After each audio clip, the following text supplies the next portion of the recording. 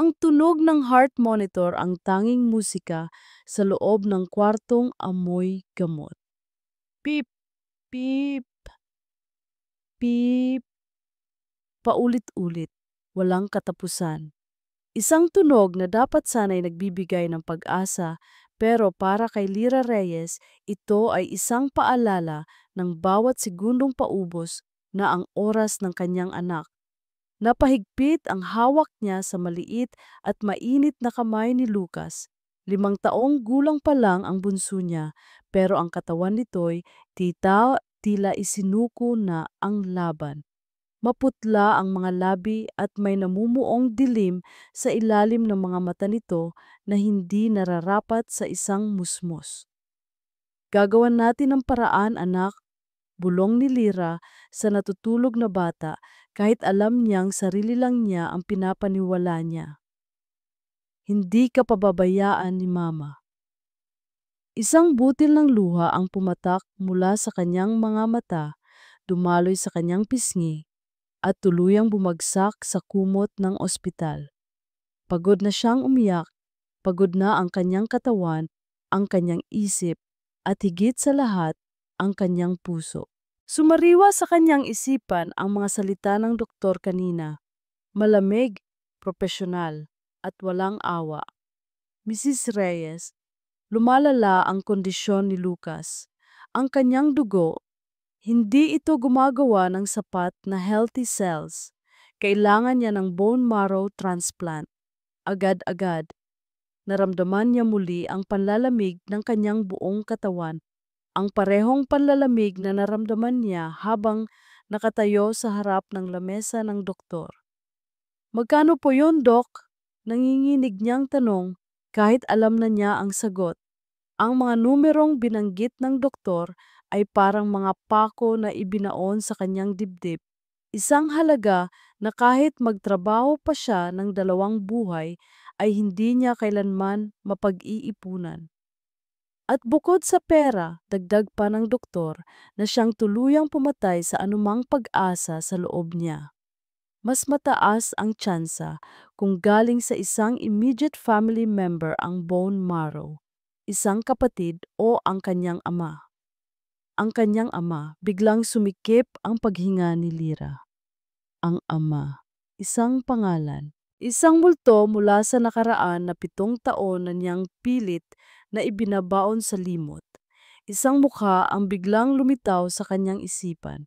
Hindi ang mukha ng lalaking minahal niya, kundi ang mukha ng lalaking huli niyang nakita. Mga matang puno ng pagkadismaya, puno ng pandidiri. Marco de Luca, napapikit si Lyra ng mariin, huwag ngayon. Pero huli na ang lahat. Binuksan na ng mga salita ng doktor ang isang pinto na matagal na niyang isinara at kinandaduhan. Sa likod ng pintong yon ay ang lahat ng sakit, lahat ng kahihiyan, at lahat ng alaala na nagtulak sa kanya palayo sa Maynila, palayo sa dating buhay, palayo kay Marco. Ngunit ngayon, ang nakaraan na iyon ang tanging susi para sa kinabukasan ng kanyang anak. Dahan-dahan siyang tumayo, hinagkan ang noo ni Lucas at lumabas ng kwarto. Naglakad siya na parang isang kaluluwang pagalagala sa pasilyo ng ospital. Kailangan niyang mag-isip, kailangan niya ng solusyon. Naupo siya sa isang maliit na karinderya sa tapat ng ospital. Umorder siya ng kape para lang may dahilan para manatili doon. Sa harap niya ay isang kapirasong papel na kinuha niya mula sa bag at isang murang ballpen. Ano ang isusulat niya? Marco, kumusta ka na? Ako to, si Lyra. Tanda mo pa ba? Hindi, masyadong mahina. Marco, kailangan ko ng tulong mo. Masyadong desperado kahit na iyon ang katotohanan. Mr. De Luca, nanginginig ang kanyang kamay. Paano niya sisimulan ang isang liham para sa taong nag-iisip na siya ay isang baliw? Isang taong naniniwala na sinubukan niya itong saktan, isang taong tuluyan na siyang binura sa buhay nito. Napatingin siya sa bintana, sa gusali ng ospital kung saan nakikipaglaban ang kanyang anak. Nawala ang lahat ng kanyang pag-aalinlangan. Nawala ang kanyang pride para kay Lucas, para kay Mateo. Sinimulan niyang isulat. Hindi na niya pinansin ang mga luhang pumapatak sa papel, ginagawang mga mantsa ng tinta ang kanyang mga salita. Isinulat niya ang tungkol kay Lucas. Isinulat niya ang tungkol sa sakit nito. Isinulat niya ang katotohanang matagal na niyang itinago sa buong mundo. Hindi niya hiniling na bumalik si Marco sa buhay niya. Hindi siya humingi ng pagmamahal o pangalawang pagkakataon. Humingi lang siya ng tulong para sa kanilang anak. Kinabukasan, hawak ang sulat sa loob ng isang puting sobre, sumakay si Lyra ng bus patungong Maynila. Bawat kilometrong tinatakbo ng bus ay parang isang hakbang palapit sa impyerno. Ang maingay at magulong syudad ay sumalubong sa kanya, isang mundo na napakalayo sa tahimik na buhay na pinili niya sa Laguna. At doon, sa puso ng Alabang, nakatayo ang isang tore ng bakal at salamin. Isang monumento ng kapangyarihan at kayamanan. De Luca Corporation. Nakatayo si Lyra sa kabilang kalsada, nakatingala sa dambuhalang gusali. Ang mga taong lumalabas-masok ay mukhang importante, abala at mayayaman. Ang kanyang simpleng bestida at pagod na itsura ay tila isinisigaw na hindi siya kabilang doon. Bumulong ang isang boses sa kanyang isipan. Umuwi ka na, Lyra. Wala kang mapapala dito. Pagtatawanan ka lang niya. Itataboy. Ngunit pagkatapos ay nakita niya ang mukha ni Lucas sa kanyang isipan. Maputla. Nahihirapan. Naghihintay. Humigpit ang hawak niya sa sobre. Ang kapirasong papel na iyon ang kanyang huling baraha, ang kanyang huling pag-asa. Huminga siya ng malalim, ipinikit ang kanyang mga mata at nagdasal ng isang mabilis na panalangin. Pagkatapos, tumawid siya ng kalsada. Naglakad siya ng diretso patungo sa salaming pinto ng gusali, hindi pinapansin ang mga titig ng guwardya.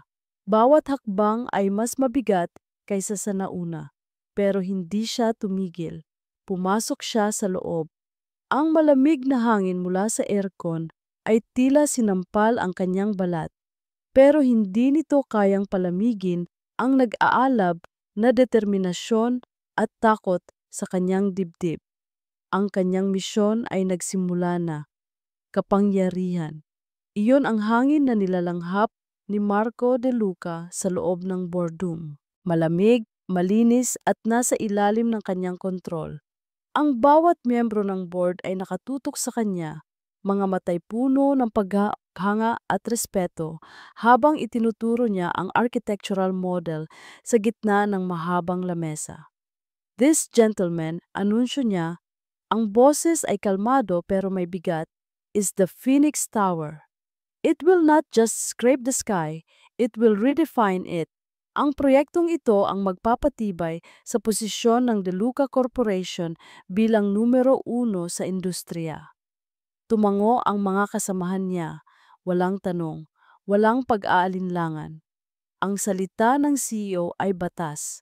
7 taon, 7 taon niyang pinaghirapan ang reputasyong ito. Mula sa isang kumpanyang iniwan ng kanyang ama, pinalago niya ito at ginawang isang imperyo. Binuo niya ang kanyang sarili para maging isang taong hindi kayang matinag, isang taong walang kahinaan.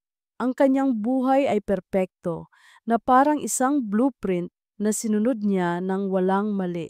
Mayaman siya, matagumpay, at malapit ng ikasal sa isang babaeng perpekto para sa kanya. Si Isabela Gonzales. Maganda, matalino, at galing sa isang pamilyang kagalang-galang. Siya ang reyna na nababagay sa kanyang hari. Wala ng anino ng nakaraan, wala ng gulo, wala ng sakit. Biglang bumukas ng bahagya ang pinto ng boardroom. Sumilip ang kanyang executive secretary na si Marisa, ang mukha'y puno ng pag-aalala. Alam ni Marisa na bawal siyang istorbohin sa ganitong klasing pagpupulong. Napahinto si Marco sa pagsasalita. Lahat ng mata sa silid ay napunta sa pinto. "Yes, Marisa?" tanong niya. Ang boses ay may bahagyang iritasyon. Dahan-dahang lumapit si Marisa, yumuko at bumulong sa kanyang tainga. "Sir, I'm so sorry to interrupt pero may isang babae po sa lobby. Nagpipilit na makausap kayo. Urgent daw po. Tell her to make an appointment." Sagot ni Marco, hindi inaalis ang tingin sa mga board member. "Sinabi ko na po, sir." Pabulong na sagot ni Marisa, ang boses ay nanginginig, pero ayaw po niyang umalis. Ang pangalan niya raw po, Lira. Lira, isang salita, 4 na letra. Pero para kay Marco, ito ay isang bala na tumama sa kanyang dibdib, nagpabagal sa pagtibok ng kanyang puso at nagpalamig sa buong sistema niya. Lira. Ang pangalang iyon ay isang multong matagal na niyang ibinaon, sinunog, at iwinaksi mula sa kanyang alaala. Napansin ng mga board member ang biglaang pagbabago sa anyo ng kanilang CEO. Ang kaninang kumpiyansa ay biglang nagkaroon ng lamat. "Excuse me," sabi ni Marco, pilit na pinapakalma ang kanyang sarili. Itinuwid niya ang kanyang tie at hinarap ang mga kasama. "We will continue this meeting later. May kailangan lang akong asikasuhin." Hindi na niya hinintay ang kanilang sagot. Mabilis siyang naglakad palabas ng boardroom, kasunod si Marisa. "Nasaan siya?" Mariin niyang tanong habang naglalakad sila sa pasilyo. "Nasa main lobby po, sir." Habang naglalakad siya patungo sa elevator, ang bawat hakbang ay nagbabalik ng mga alaalang pilit niyang tinatakasan. Ang mga ngiti ni Lira, ang mga tawa, at pagkatapos, ang mga sigaw, ang mga basag na gamit, ang mga salitang walang saysay, ang mga mata niyang dati puno ng buhay pero naging blanko at nakakatakot. Ang huling araw na nakita niya ito, ang araw na sinugod siya nito sa opisina. Nagwawala, isinisigaw ang pangalan niya. Ang araw na sinabi ng mga doktor at ni Isabela na wala na siya sa tamang pag-iisip, na kailangan niya ng tulong. Na mapanganib na ito, pagbukas ng pinto ng elevator sa lobby, agad siyang hinanap ng kanyang mga mata. At doon, sa gitna ng abalang mga empleyado at kliyente, nakita niya ito. Nakatayo, payat. Ang dating sigla sa kanyang mukha ay napalitan ng pagod. Ang damit niya ay simple. Mukha siyang naliligaw. Mukha siyang ordinaryo. Pero ang determinasyon sa kanyang mga mata ay hindi maikakaila. Nilapitan niya ito.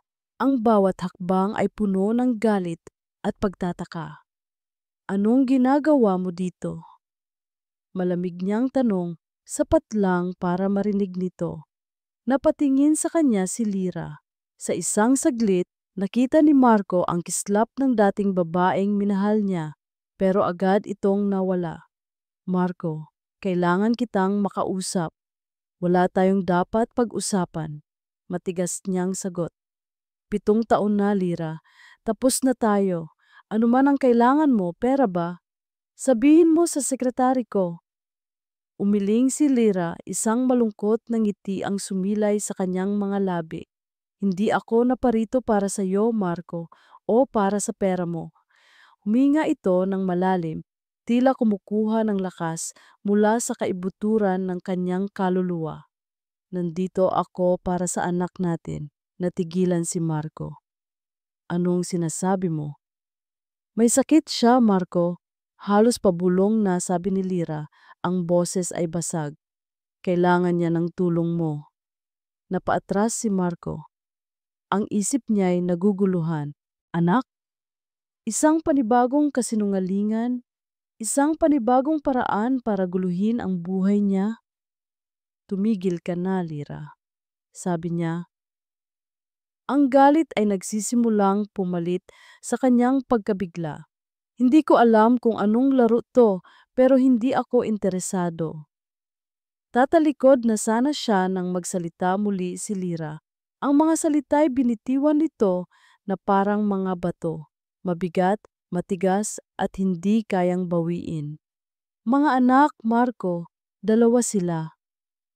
Parang huminto ang lahat sa paligid ni Marco. Ang mga boses sa lobby ay nawala. Ang mga taong naglalakad ay naging mga anino na lang. Ang tanging naririnig niya ay ang dalawang salitang iyon, paulit-ulit sa kanyang isipan. Dalawa sila. Hinarap niya muli si Lira, ang kanyang mga matay naghahanap ng anumang sinyales ng kasinungalingan, ng kabaliwan. Pero ang nakita niya ay sakit at desperasyon. Ang nakita niya ay isang ina. Hindi maaari. Ito ay isang bitag, isang desperadong hakbang mula sa isang babaeng hindi matanggap ang katotohanan. Lumapit siya, ang boses niya ay halos isang pabulong na puno ng pait at lumang sakit. Paano ako maniniwala sa isang babaeng sinubukan akong saktan? Isang babaeng wala sa tamang pag-iisip? Ang gabi ay perpekto. Nakaupo si Isabela Bella Gonzales sa pinakamagandang mesa ng isang mamahaling restaurant sa tapat ng lalaking pinakamakapangyarihan na kilala niya. Kumikinang ang mga ilaw ng syudad sa labas ng glass window na para bang mga bituin na bumaba mula sa langit para lang sa kanila. Ang kanyang damit ay hapit sa katawan, ang kanyang alahas ay kumikinang, at ang kanyang ngiti ay kasing tamis ng dessert wine na nasa kanyang kopa.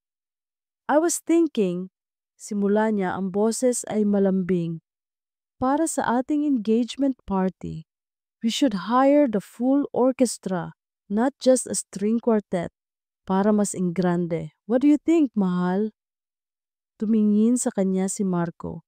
Ngumiti ito pero hindi umabot sa mga mata nito ang ngiti.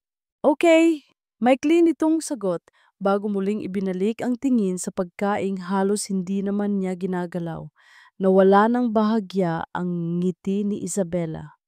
Kanina pa niya napapansin, mula pa nang sunduin siya ni Marco sa kanyang kondo, may malina. Ang isip nito ay nasa ibang lugar. Ang mga sagot nito ay laging kulang.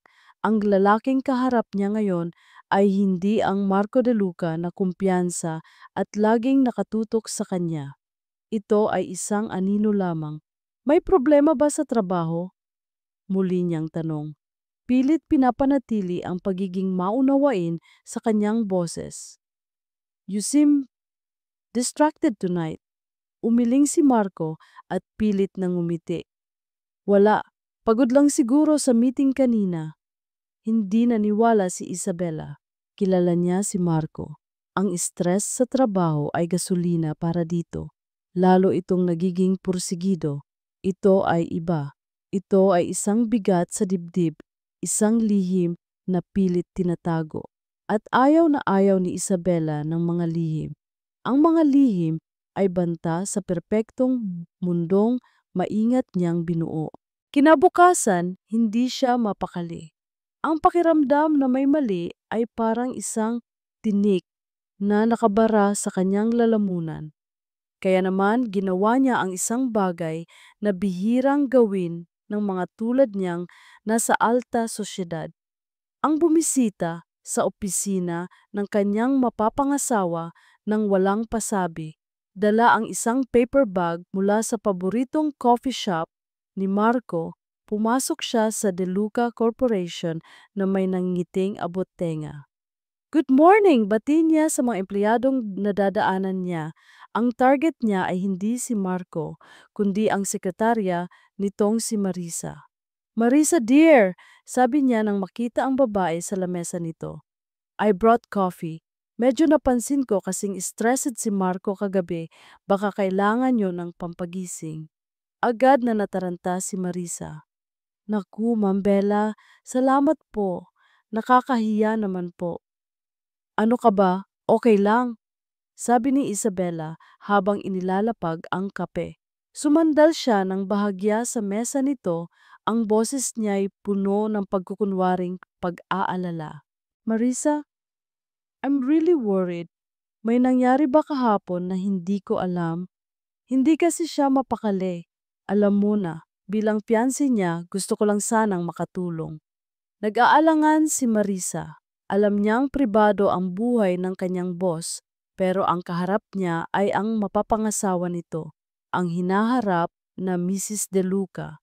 At ang mga mata ni Isabella ay tila nangungusap, nangaakit na magtiwala. Wala naman po, ma'am, sabi ni Marisa. Medyo, nagulat lang po siguro si Sir sa biglaang bisita niya kahapon. Naramdaman ni Isabella ang paninikip ng kanyang dibdib. Bisita? Sino? Ah, isang babae po. Hindi po nagpa-appointment pero nagpumilit po talaga. Sabi ni Marisa, ang boses ay humina na. Lira po ang pangalan. Lira. Sa isang iglap, tila huminto ang pag-ikot ng mundo ni Isabella. Ang nangiti sa kanyang labi ay nanigas. Ang init na dala ng pag-aalala ay napalitan ng nagyeyelong galit. Nagtayuan ang mga balahibo niya sa batok. Bumalik na ang multo. Ang multong dapat sana'y matagal nang nabubulok sa isang mental hospital sa probinsya. Pero hindi niya ito ipinahalata. Ngumiti siya ng mas matamis kay Marisa. Ah, Lira, I see. Kawawa naman ang babaeng yon. I hope hindi niya masyadong ginulo si Marco. Tumayo siya ng tuwid. Well, sige. I have to go. Enjoy the coffee, Marisa. Sa pagtalikod niya, nawala ang lahat ng pagkukunwari sa kanyang mukha. Pinalitan ito ng isang maskara ng purong galit at inggit. Habang naglalakad siya palabas ng gusali, ang bawat takong ng kanyang stiletto na tumatama sa makintab na sahig ay parang isang putok ng baril. Pagdating niya sa kanyang kondo, ibinalibag niya ang kanyang mamahaling bag sa sofa. Naglakad siya ng pabalik-balik sa sala na parang isang tigreng nakakulong sa hawla. 7 taon, 7 taon ng katahimikan. Paano? Paano siya nakabalik? Kinuha niya ang kanyang cellphone at gamit ang isang kamay na nanginginig sa galit, tinawagan niya ang isang numerong matagal na niyang hindi tinatawagan. Hello? Sagot ng isang nanginginig na boses sa kabilang linya. Dr. Alcaraz, sabi ni Isabella, ang boses ay malamig at matalas na parang yelo. May problema tayo. Isabella, bakit ka napatawag? Bumalik na siya. Walang paligoy-ligoy na sabi ni Isabella. Ang pasyente mo, nagpakita siya kay Marco. Narinig niya ang malalim na paghinga ng doktor sa kabilang linya. Imposible. Ang alam ko ay wala akong pakialam sa alam mo, putol ni Isabella. Ang gusto kong malaman ay kung gaano katibay ang mga ebidensyang itinago mo. Baka mamaya sa isang salita lang ng babaeng yon, gumuho ang lahat ng pinaghirapan natin. Hindi mangyayaring yon. Ang mga medical records, lahat yon ay opisyal. Dapat lang pagbabanta ni Isabella. Siguraduhin mong nakatago lahat ng ebidensya, Doc. Dahil ayokong masira ang lahat dahil lang sa pagbabalik ng baliw na yon. Isang tawag ko lang, tandaan mo, isang tawag ko lang at malalaman ng lahat ang tungkol sa mga utang mo at mga lisensyang peke. Naiintindihan mo ba ako? Oo. Mabilis na sagot ng doktor. Pinatay ni Isabella ang tawag. Hindi pa siya tapos. Naglakad siya patungo sa kanyang kwarto sa loob ng kanyang walk-in closet. Sa likod ng mga hilera ng designer na sapatos, May isang maliit at nakatagong safe. Binuksan niya ito. Sa loob, kinuha niya ang isang makapal na folder. Lira Reyes, Psychiatric Evaluation. Binuklat niya ang mga pahina. Puno ito ng mga salitang siya mismo ang nag-imbento at si Dr. Alcaraz ang pumirma. Schizophrenia, paranoia, violent tendencies. Isinara niya ang folder. Ang galit sa kanyang dibdib ay napalitan na ng isang malamig at kalkuladong determinasyon. Humarap siya sa salamin. Ang babaeng nakatingin pabalik ay hindi na natatakot. Handa na siyang lumaban. "You should have stayed buried, Lira," bulong niya sa kanyang refleksyon. "Kung gusto mo ng gulo, ibibigay ko sa'yo." 2 araw ng parang sirang plaka sa isipan ni Marco ang mga salita ni Lira. "Mga anak, Marco, 2 sila." Sinubukan niyang isantabi, sinubukan niyang paniwalain ang sarili na isa lang itong gawa-gawa. Isa na namang desperadong hakbang mula sa isang babaeng nasira na ang isip.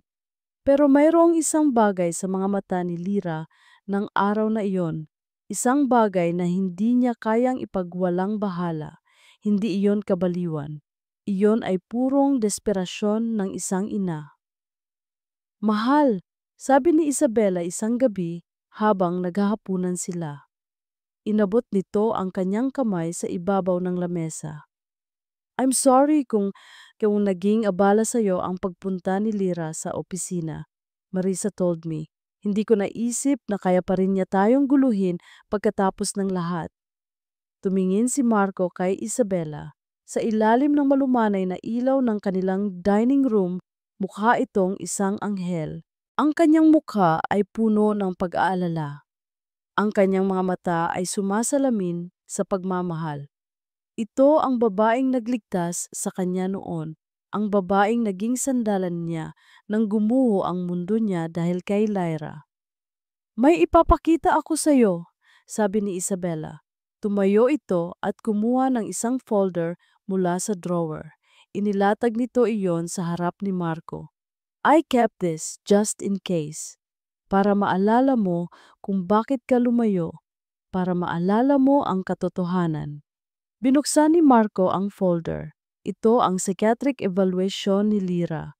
Ang mga salitang nakasulat doon ay tila mga multong bumangon mula sa nakaraan para muli siyang guluhin. Paranoid schizophrenia, delusions of persecution, violent tendencies. Naalala niya ang lahat, ang takot, ang pagod, ang sakit ng pagpapasya na kailangan na niyang bumitaw para iligtas ang sarili. "Nakikita mo na, mahal?" Malumanay na sabi ni Isabela, hinahaplos ang kanyang likod. "She's not well. Noon pa man, ginagawa niya lang ang lahat ng ito para makabalik sa'yo. At ngayon ginagamit pa niya ang mga inosenteng bata." Tumango si Marco, pero habang nakatitig sa mga itim na salita sa puting papel, ang nakikita niya ay ang mukha ni Lira sa labi. Pagod, oo. Desperado, oo. Pero hindi baliw. Ang mga matang iyon ay mga mata ng isang inang handang gawin ang lahat para sa kanyang anak. Ang dalawang imahe, ang Lira sa papel at ang Lira sa kanyang alaala, ay naglalaban sa loob ng kanyang isipan. Kinabukasan, hindi siya pumasok sa opisina. Nagdahilan siyang masama ang pakiramdam, isang bagay na hindi pa niya ginawa kailanman. Pero ang totoo, hindi niya kayang harapin ang kanyang trabaho, ang kanyang mga plano, ang perpektong buhay na binuo niya hanggat may isang malaking tandang pananong na sumisira sa pundasyon ng lahat ng iyon. Kinuha niya ang susi ng kanyang sasakyan. Walang plano, walang direksyon. Ang tanging alam niya ay kailangan niyang makalayo. Pero ang mga gulong ng kanyang sasakyan ay tila may sariling isip. Dinala siya nito palabas ng magulong syudad, patungo sa timog, patungong Laguna. Ang buong biyahe ay isang pagtatalo sa loob ng kanyang ulo. "Umuwi ka na, Marco. Pinaglalaruan mo lang ang apoy." Ano naman kung totoo? Sisirain lang nito ang lahat. Pero may isang boses na mas malakas, isang boses na hindi niya kayang patahimikin. Paano kung totoo? Paano kung may 2 anak kang pinabayaan sa loob ng 7 taon? Nakarating siya sa isang maliit na bayan sa Laguna na nabanggit sa sulat ni Lira. Hindi niya alam kung saan hahanapin ito. Nagmaneho lang siya ng paikot-ikot, pakiramdam niya'y isa siyang tanga na naghahanap ng multo, hanggang sa napadaan siya sa isang maliit na pampublikong parke. At doon, sa ilalim ng isang malaking puno ng akasya, nakita niya ito. Si Lira. Nakaupo ito sa isang bench pero hindi ito nag-iisa. Sa tabi nito ay isang batang lalaki na mukhang nasa 6 o 7 taong gulang, seryosong nagbabasa ng isang libro. Sa damuhan naman sa harap nila, may isang mas maliit na bata, marahil ay 5 taong gulang, na masayang nagpapalipad ng isang laruang eroplano. Ipinark ni Marco ang kanyang sasakyan sa di kalayuan sa likod ng ilang mga halaman para hindi siya makita. Pinanood niya sila mula sa loob ng sasakyan. Ang puso niya ay dumadagundong sa kanyang dibdib. Nakita niyang tumawa si Lira sa isang bagay na ginawa ng mas maliit na bata. Isang tawang malinis, isang tawang hindi niya narinig sa loob ng napakatagal na panahon.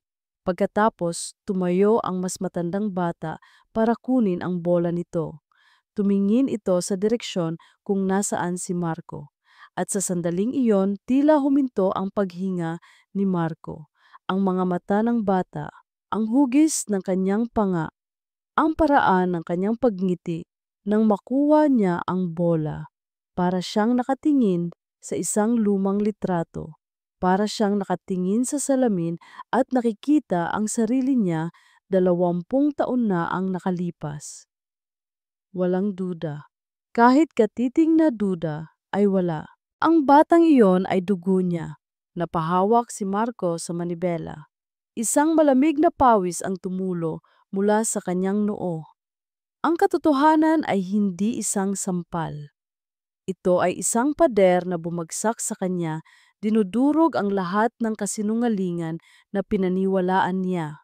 Mabilis niyang pinaandar ang sasakyan papalayo bago pa man siya makita.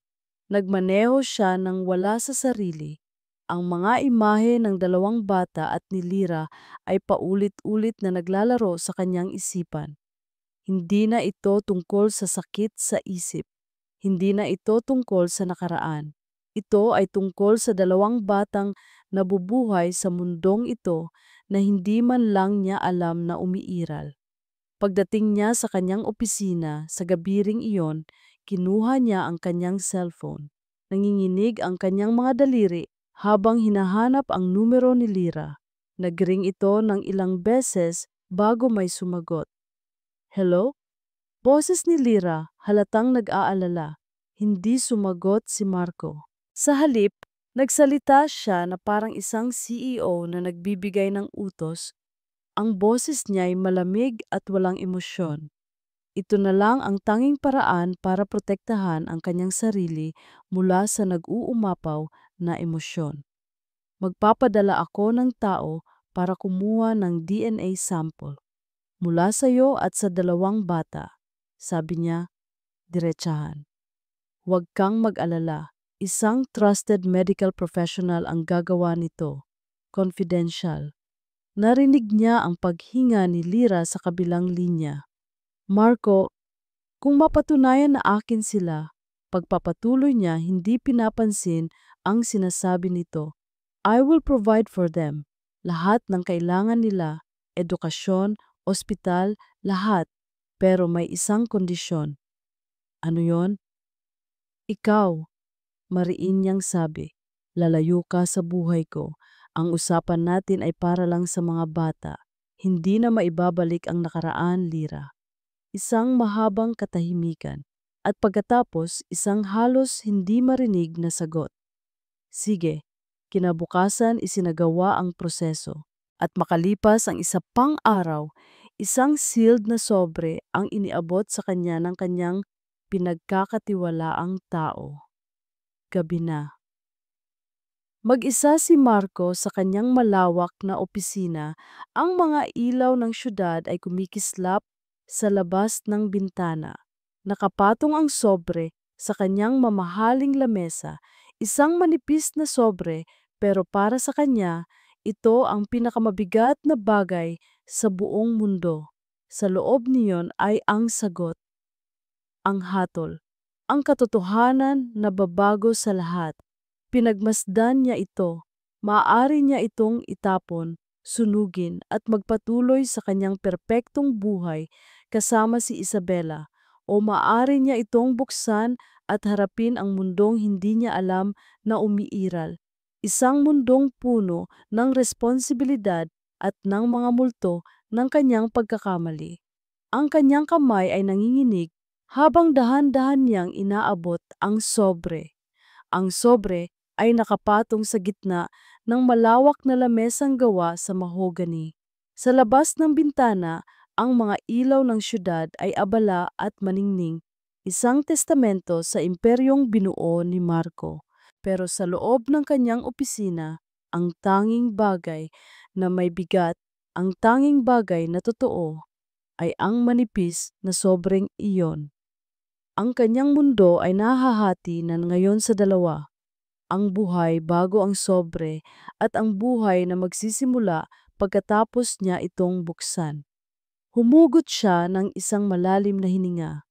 Dahan-dahan sa nanginginig na kamay, kinuha niya ito. Ang papel ay malamig sa kanyang mga daliri. Pinunit niya ang dulo ng may sobrang pag-iingat na para bang ang isang maling galaw ay maaaring magdulot ng pagsabog. Inilabas niya ang isang nakatuping papel sa loob. Pinuklat niya ito. Ang mga mata niya ay hindi naghahanap ng mga salita o pangungusap. Isang linya lang ang kanyang hinanap. Isang linya na puno ng mga numero at simbolo na magdidikta ng kanyang kinabukasan. Probability of paternity, 99.999%. Ang mga numero ay tila tumalon mula sa papel at sumampal sa kanyang mukha. Namanhid ang kanyang mga kamay. Binitiwan niya ang papel na tila napapaso. Lumapag ito sa lamesa. Nakaharap sa kanya, ipinapamukha ang isang katotohanang hindi na niya matatakasan. Ama siya. Hindi ito isang tanong, hindi isang posibilidad. Ito ay isang katotohanan. Ang unang emosyon na bumalot sa kanya ay hindi galit o saya. Ito ay isang nakakabinging bigat ng pagkakasala. 7 taon. 7 taon na may 2 bata sa mundo na dugo at laman niya. 7 taon silang lumaki nang wala siya. 7 taon na marahil ay nagtatanong sila kung nasaan ang kanilang ama, habang ang ama nila ay abala sa pagpapayaman at paglimot sa kanilang ina. Sumunod ang galit. Galit sa sarili dahil sa naging bulag siya, dahil sa naging duwag siya, at galit kay Lira. Bakit? Bakit niya itinago? Bakit niya ipinagkait sa akin ang karapatang malaman na mayroon akong mga anak? Tumayo siya, naglakad ng pabalik-balik sa kanyang opisina. Ang mamahaling espasyo ay biglang naging isang kulungan. Ang katotohanan ay isang pader na humaharang sa lahat ng kanyang mga plano. Hindi na siya nag-isip pa. Kinuha niya ang susi ng kanyang sasakyan at umalis. May isang lugar siyang kailangang puntahan. Ang biyahe patungo sa ospital sa Laguna ay isang malabong panaginip. Pagdating niya roon, tinanong niya sa nurses station ang kwarto ni Lucas Reyes. Pagbukas niya ng pinto, naroon sila. Si Lira nakaupo sa tabi ng kama, nagbabalat ng mansanas. Sa kama, nakahiga ang maliit na katawan ni Lucas. Mukhang mas maputla at mas mahina kaysa sa huli niyang nakita sa parke. At sa isang sulok nakaupo ang mas matandang bata, si Mateo, seryosong naglalaro sa isang lumang cellphone. Napatingin silang tatlo sa kanya. Ang unang nagsalita ay si Lyra. "Marco," sabi nito, ang boses ay mahina at puno ng pag-aalinlangan. Hindi siya sumagot. Ang kanyang mga mata ay nakatuon sa dalawang bata. Lumapit siya sa kama. Tumingin sa kanya si Lucas. Ang mga mata'y malaki at mausisa. Mayroong isang bagay sa mga matang iyon, isang koneksyon na hindi maipaliwanag na tila bumaon sa puso ni Marco. Sa batang ito, nakita niya ang kahinaan, isang bagay na matagal na niyang iwinaksi sa sarili. Pagkatapos, tumingin siya kay Mateo. Ang mas matandang bata ay tumayo, ang mukha ay seryoso, at bahagyang humarang sa pagitan ni Marco at ng kama ng kapatid, isang munting tagapagtanggol. Ang kilos na iyon, ang tapang sa mga mata nito ay sumampal muli kay Marco ng isa pang katotohanan. Sa kawalan niya, ang batang ito ang tumayong haligi. "Sino po kayo?" tanong ni Mateo. Ang boses ay maliit pero matatag. Hindi alam ni Marco ang isasagot. "Ako ang dahilan kung bakit kayo nandito. Ako ang duwag na nag-iwan sa inyo." Si Lyra ang sumagot para sa kanya. Tumayo ito. Ang binalatang mansanas ay nakalimutan na sa kanyang kamay. "Mateo, siya si Tito Marco mo, isang kaibigan ni Mama." Isang kaibigan. Ang salitang iyon ay parang isang sampal. Ganun na lang ba siya? Isang estranghero, isang tito. Pero ano nga bang karapatan niyang humingi ng higit pa? Tumango lang si Mateo pero hindi nawala ang pagbabantay sa kanyang mga mata. Hindi na natiis ni Marco. Hinarap niya si Lyra. "Kailangan nating mag-usap sa labas." Sumunod si Lyra sa kanya sa pasilyo ng ospital. Ang katahimikan sa pagitan nila ay puno ng mga salitang hindi masabi ng 7 taon ng sakit at mga kasinungalingan. "Alam ko na," sabi ni Marco, hindi makatingin ng diretso sa mga mata ni Lyra. "Sila nga ang mga anak ko." Tumango si Lyra. "Oo, Marco." "Bakit?" tanong niya. Ang boses ay puno ng halong galit at sakit. "Bakit hindi mo sinabi? Bakit mo sila itinago sa akin?" Tumingin sa kanya si Lyra at sa unang pagkakataon, nakita ni Marco ang apoy sa mga mata nito. Hindi na ito ang babaeng pagod at desperado sa labi. Sinabi, "Paano ko sasabihin, Marco? Paano ko sasabihin sa isang taong ipinagtulakan ako palayo? Sa isang taong naniwala sa lahat ng kasinungalingan laban sa akin? Sa isang taong tinawag akong baliw?" Bawat salita ay isang dago. Walang siyang maisagot. Dahil totoo ang lahat ng iyon. Ang mahalaga ngayon ay si Lucas. Pagpapatuloy ni Lyra, ang boses ay bumalik sa pagiging mahinahon, pero may bigat. "Kailangan niya ng tulong mo." Bago pa man makasagot si Marco, isang pamilyar na boses ang tumawag sa kanyang pangalan. "Mahal?" Napalingon silang dalawa. Nakatayo sa dulo ng pasilyo si Isabela, bihis na bihis. Tila isang mamahaling bulaklak sa gitna ng isang hardin ng mga damo.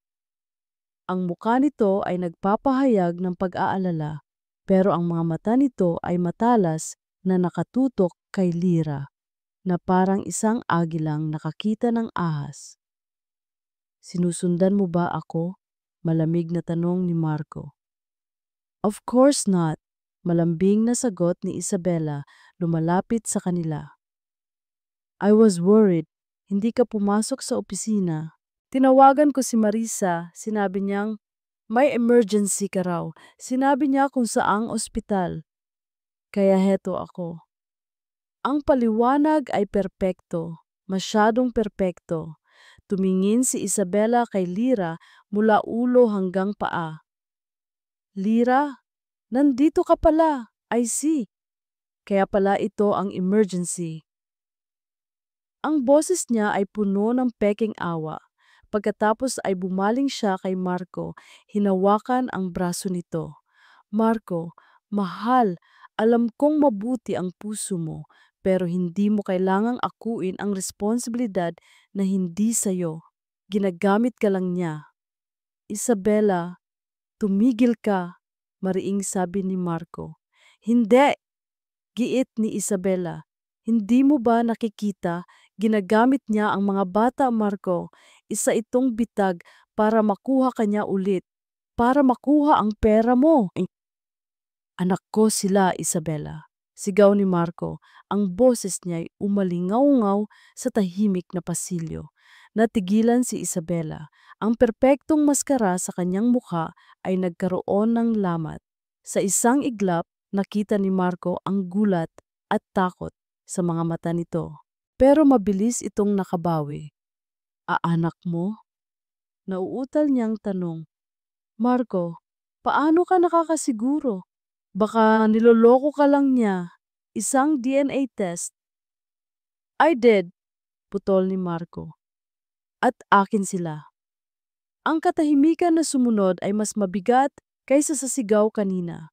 Si Lyra ay tahimik lang na nakatingin, hinahayaan ang mga pangyayari na maganap sa harap niya. Si Isabela naman ay tila nawala ng kulay. Biglang bumukas ang pinto ng kwarto ni Lucas. Lumabas ang isang doktor, ang muka ay seryoso.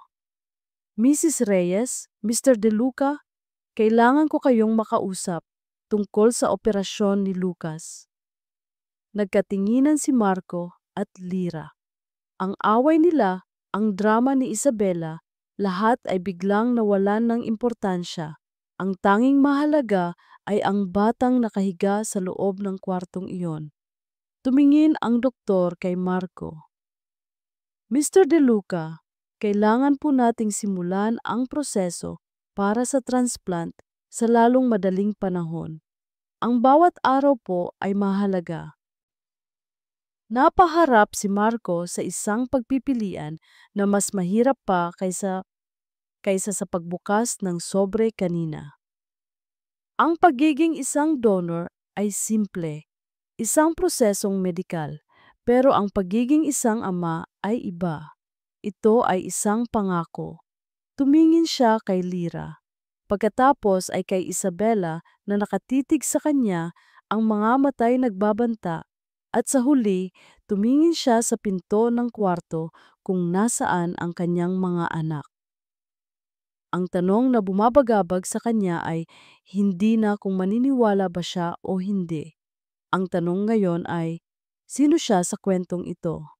Ang lalaki bang magbibigay lang ng dugo at pera at pagkatapos ay tatalikod? O ang lalaking haharap sa resulta ng kanyang nakaraan at tatayong isang ama? Ang operasyon ay naging matagumpay. Ang mga salitang iyon mula sa doktor ay parang musikang nagbigay buhay muli sa halos na manhid ng puso ni Lyra. Ang bigat na matagal nang nakadagan sa kanyang dibdib ay bahagyang gumaan. Si Lucas ay ligtas sa ngayon. Sa mga sumunod na araw, ang silid sa ospital ang naging mundo nilang dalawa ni Marco. Hindi dahil sa gusto nila, kundi dahil ito ang kailangan. Isang sapilitang pagsasama na binuo dahil sa isang batang natutulog at nagpapagaling sa gitna nila. Sa umaga, tahimik silang magkakape mula sa mga paper cup. Ang usapan ay umiikot lang sa kalagayan ni Lucas. Tumataas na ba ang bilang ng dugo niya? Ano ang sabi ng nurse? Mga tanong na ligtas. Mga tanong na walang emosyon. Sa gabi, kapag tulog na ang mga bata, si Mateo ay natutulog sa isang natitiklop na kama sa sulok. Nagiging mas mahirap ang katahimikan. Ang bawat pag-ubo ni Lucas, ang bawat pag-ikot ni Mateo sa pagkakahiga, ang bawat tunog ng makina sa ospital ay nagiging dahilan para magkatinginan sila bago mabilis na mag-iwas ng tingin. Isang gabi, habang nakatanaw sila pareho sa bintana, kung saan tanaw ang mga ilaw ng syudad, si Marco Warp ang unang bumasag sa katahimikan. "Lira," sabi niya, ang boses ay mahina. "Gusto kong malaman, ano ba talaga ang nangyari?" Napalingon si Lira. "Saan?" "Sa atin," sagot ni Marco. Sa wakas ay tumingin ito sa kanya. "Sa huling mga araw, ang sabi mo, naniwala ako sa mga kasinungalingan." "Anong kasinungalingan?" Napabuntong hininga si Lira. "Ang pag-uusap na ito ay parang pagbubukas ng isang sugat na hindi pa ganap na naghihilom.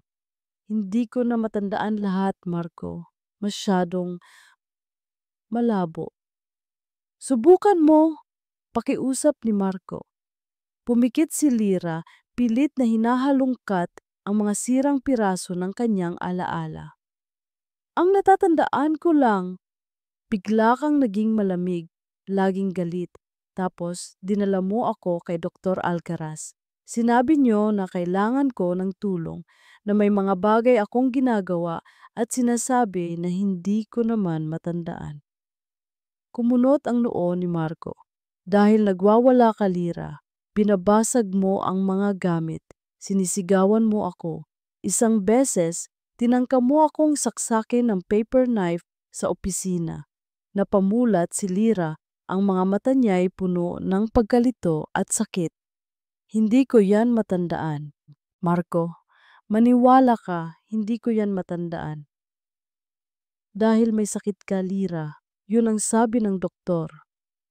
"Hindi ako baliw, Marco," giit ni Lira. Ang boses niya'y nanginginig. "Oo, naguguluhan ako noon. Laging masakit ang ulo ko. May mga araw na parang may kulang sa alaala ko. Parang may mga blankong espasyo. Pero hindi ako baliw." Ang kanilang pag-uusap ay walang patutunguhan. Isang banggaan sa pagitan ng kanyang sirang alaala at ng alaalang buo sa isipan ni Marco, isang alaalang maingat na itinanim ni Isabela. Kinabukasan, habang si Marco ang nagbabantay sa mga bata, umuwi si Lira sa kanyang inuupahang apartment para kumuha ng mga gamit.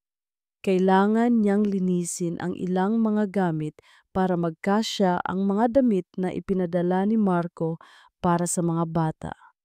Sa ilalim ng kanyang kama may isang maliit na kahon, isang memory box, kung saan niya itinago ang iilang natitirang alaala ng dati niyang buhay. Mga luma niyang sketchpad, isang tiket sa sine mula sa una nilang date ni Marco, mga pinatuyong bulaklak. Habang hinahalungkat niya ang mga ito, may nahulog na isang maliit at matigas na bagay. Isang maliit na bote ng gamot. Gawa ito sa maitim na salamin at wala itong anumang etiketa o pangalan. Tanging isang piraso ng tape kung saan nakasulat ang salitang vitamins sa sulat kamay na hindi sa kanya. Pinilit niyang alalahanin kung saan ito nanggaling. At pagkatapos, isang imahe ang biglang pumasok sa kanyang isipan na parang isang kidlat. Si Isabela, nakangiti, inaabutan siya ng isang baso ng tubig at ng bote. "Inumin mo to, Lira. Para sa stress, pampakalma. Vitamins lang yan." Napahawak siya sa kanyang ulo. Ang alaala ay biglang nawala, na parang isang bula. Pero ang imahe ni Isabela at ng bote ay nanatiling malinaw. Sa gabi, bumalik siya sa ospital. Tahimik at malalim na ang gabi. Si Marco ay nakaupo sa silya, nakatulog habang nagbabasa ng libro. Dahan-dahan, nilapitan niya ito. "Marco," pabulong niyang sabi. Nagising ito, medyo naguguluhan pa. "Lira, okay ka lang?" Hindi siya sumagot. Sa halip, inilabas niya ang maliit na bote mula sa kanyang bulsa at inilagay iyon sa palad ni Marco. "Ano to?" tanong ni Marco. Tinitingnan ang bote. Hindi ko sigurado, sagot ni Lyra. Natagpuan ko sa mga luma kong gamit. Ang sabi ni, ang sabi ni Isabella noon, vitamins daw. Tinitigan ni Marco ang bote. Kinuha niya ang kanyang cellphone at ginamit ang flashlight para masuri ito. Sa ilalim ng bote, sa halos hindi na makitang mga letra, may nakaukit na isang maliit na logo ng isang pharmaceutical company. May kaibigan ako, sabi ni Marco. Ang boses niya'y seryoso na. Nagtatrabaho siya sa isang laboratorio. Papatignan ko to. Lihim lang. Tumango si Lyra. Hawak ni Marco ang bote, ang isang maliit na bagay na maaaring walang kwenta. O maaaring ito na ang susi. Ang susi na magbubukas sa katotohanan o tuluyan ng magkukulong sa kanila sa mga kasinungalingan ng nakaraan. Ang tawag ay dumating habang si Marco ay nasa gitna ng isang video conference kasama ang mga investor mula sa Hong Kong. Ang pangalan sa screen ng kanyang cellphone ay Sam David Chen, ang kanyang kaibigan mula sa universidad na ngayon ay isang respetadong chemist. Gentlemen, please excuse me for a moment. This is an urgent personal matter. Sabi ni Marco sa mga kausap bago i-mute ang kanyang mikropono. Sinagot niya ang tawag. Dave, napatawag ka. Marco, nakuha ko na ang resulta ng pinadala mong sample. Sabi ni David sa kabilang linya. Walang paligoy-ligoy. Saan mo nakuha to? Delikado to, pare. Napatuwid ng upo si Marco. Anong ibig mong sabihin? Hindi ito vitamins, Marco. Ito ay isang uri ng heavy-duty sedative, pampakalma sa mga pasyenteng may matinding psychiatric disorders. Pero ang masama rito, kung iinumin mo to ng tuloy-tuloy sa loob ng ilang linggo o buwan, lalo na kung mali ang dosage, ang side effects nito ay malala. Anong klasing side effects? Tanong ni Marco. Ang puso niya ay nagsisimula nang bumilis. Memory gaps, pagkalito, hallucinations, paranoid delusions. Sa madaling salita, Marco, kung sino man ang uminom nito, magmumukha siyang baliw. Kikilos siyang parang baliw, pero hindi dahil sa sakit, kundi dahil sa gamot na ipinapainom sa kanya. Pagkatapos ng mga salitang iyon, tila nabingi si Marco. Ang boses ng kanyang kaibigan ay naging isang malayong ugong na lang. Magmumukha siyang baliw, kikilos siyang parang baliw. Ang mga salita ni Lyra, hindi ako baliw, Marco. May mga araw na parang may kulang sa alaala ko. Ang mga salita ni Isabella, she's not well. Noon pa man, ang mga piraso ng puzzle ay nagsimulang magkabit-kabit sa kanyang isipan, bumubuo ng isang imaheng napakapangit at napakadilim. Hindi na ito isang simpleng pagdududa. Ito ay isang malaking hinala na may baho ng isang masalimuot na sabwatan. Pagkatapos ng tawag, hindi na niya nagawang bumalik sa kanyang meeting. Isang pangalan ang paulit-ulit na tumatakbo sa kanyang isip. Dr. Alcaraz. Gamit ang kanyang laptop, sinimulan niya ang isang bagay na dapat ay ginawa na niya 7 taon na ang nakalipas. Ang imbestigahan, ang doktor na nagbigay ng hatol kay Lyra. Hindi niya ginamit ang kanyang sariling pangalan. Ginamit niya ang mga koneksyon ng kanyang kumpanya para kumuha ng isang private investigator. Kailangan niyang mag-ingat. Habang naghihintay ng resulta, ang bawat araw na kasama niya si Lyra sa ospital ay nagiging mas komplikado. Ang dating pader ng yelo sa pagitan nila ay unti-unting natutunaw. Nakikita niya ngayon si Lyra hindi bilang ang baliw na babae mula sa kanyang nakaraan, kundi bilang isang ina, isang mabuti at mapagmahal na ina. Samantala, si Isabella ay hindi tumitigil sa paglalaro ng kanyang papel. Araw-araw itong bumibisita sa ospital, may dalang mga mamahaling laruan para sa mga bata at pagkain para kay Marco. Sa harap ng lahat, siya ang perpektong fiancé, ang maunawaing stepmother-to-be. Kumusta na ang ating champion? Malambing niyang sabi isang araw habang hinahaplos ang buhok ni Lucas. Pero sa likod ng mga ngiting iyon, nararamdaman ni Marco ang paninimbang.